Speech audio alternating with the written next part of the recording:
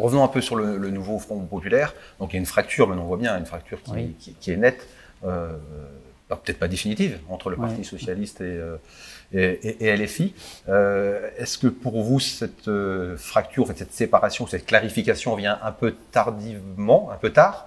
Est-ce que vous l'auriez souhaité un peu plus tôt, de prendre un peu cette distance, voilà, que le PS prenne enfin, s'émancipe un peu de LFI? Non, pas forcément, parce que je pense qu'effectivement, chacun s'y est retrouvé, à la fois LFI, puisqu'on les a aidés à élire des députés, et il pourrait dire la même chose d'ailleurs dans l'autre sens, LFI nous a aidés à élire un certain nombre de députés, c'est une alliance électorale.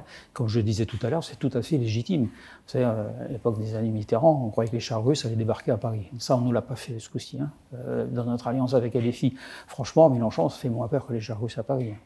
Donc à partir de là, oui, c'est logique qu'on ait des alliances électorales, et puis ensuite qu'on gouverne ensemble, et même quand on gouverne ensemble, sous Lionel Jospin par exemple, ça s'appelait la gauche plurielle, ça s'appelait pas Parti socialiste ou Parti communiste. Là, les mots sont assez durs actuellement, notamment de LFI, toujours, oui, vis-à-vis de ce non-vote de la motion de censure. Là, on parle de trahison, de socio-traître, enfin ça va assez loin. Ils ont un tribun à leur tête qui tient lieu en quelque sorte de vigie au milieu d'un monde très comment dire, dépareillé.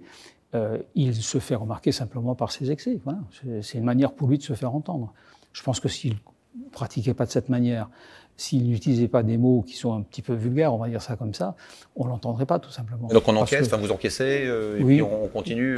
C'est plutôt nul, parce que je pense que quand on est homme politique, on doit savoir s'exprimer correctement et si possible montrer l'exemple, en particulier aux enfants.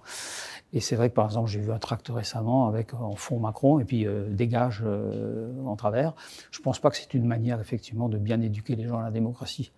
Mais bon, voilà, c'est son style. Il y a un autre tract actuellement, on voit Olivier Faure et Marine Le Pen sur le même. J'ai vu ça. Sur le même, voilà. J'ai vu ça. Par vos amis d'AFI, quoi.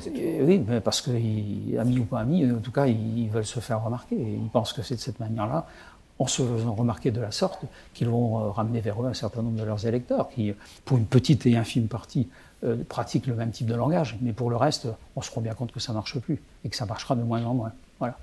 Et ben, Mélenchon pourra crier de plus en plus fort avec l'âge, il ne pourra plus effectivement être sur le plan vocal au-dessus des autres. Et malgré tout ça, vous les regardez comme vous regardez les communistes, comme vous regardez les écolos? Oui. Oui. Bien sûr. Malgré tout ce qu'ils ont fait, malgré ce qu'ils peuvent dire sur l'Europe. Écoutez, encore une fois, la politique s'est fait de compromis, mais pas qu'au niveau national, également au niveau local. Quand je dis compromis, c'est pas compromission, c'est simplement qu'on a le droit de penser différemment du voisin. À un moment donné, il faut savoir si on se met d'accord sur l'essentiel. Et moi, c'est assez simple, hein. Il y a une gauche et il y a une droite. Hein. Je n'ai jamais pensé qu'il y avait un centre. Le centre, c'est où le centre droit, le centre gauche, mais c'est pas le centre, ça n'existe pas. Si le centre pouvait gouverner, il n'y aurait plus besoin d'élections. Hein. On serait tous au pouvoir, on ferait ça en agora et on prendrait des décisions en permanence et tous les jours par référendum. Ça n'existe pas, ça.